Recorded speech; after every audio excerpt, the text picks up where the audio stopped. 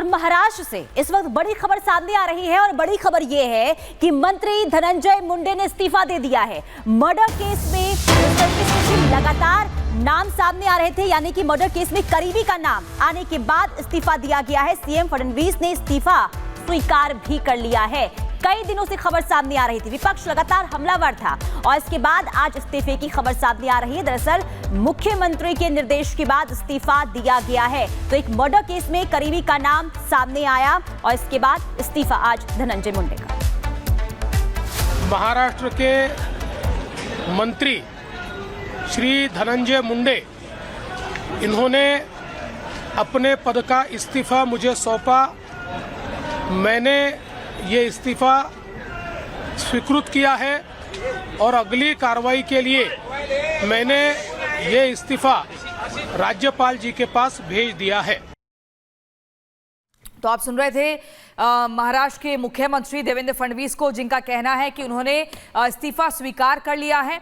और सत्यप्रकाश हमारे संवाददाता जुड़ गए हैं। सत्यप्रकाश, ये पूरा मामला क्या है? जिस तरीके से निशाने पर मुंडे आते हैं और अपना पर्सनल असिस्टेंट को भेजते हैं देवेंद्र फडणवीस के आवास पर, सरकारी आवास पर, वो इस्तीफा देते हैं और फिर इसे स्वीकार कर लिया जाता है। पूरी क्या वजह क्या रही इसके पीछे? देखिए, महाराष्ट्र के बीड़ के गांव के सरपंच संतोष देशमुख का जो हत्या हुआ था 2 महीने पहले हुआ था और लगातार विपक्ष कहीं न कहीं लगातार डिमांड कर रहा था कि धनंजय मुंडे, जो कि महाराष्ट्र कैबिनेट में मंत्री हैं, वो इस्तीफा दे। क्योंकि इस्तीफा इसलिए मांग रही थी विपक्ष, क्योंकि जो वाल्मीकि कराड़ है, जो मुख्य आरोपी है, इसमें अरेस्ट हुआ है और उसमें सहभागी पाया गया था। तो इसके बाद कहीं कहीं विपक्ष लगातार आक्रामक था और लगातार डिमांड कर रहा था कि जो कि धनंजय मुंडे करीबी है ये वाल्मीकि कराड़, और इस्तीफा मांग रहा था।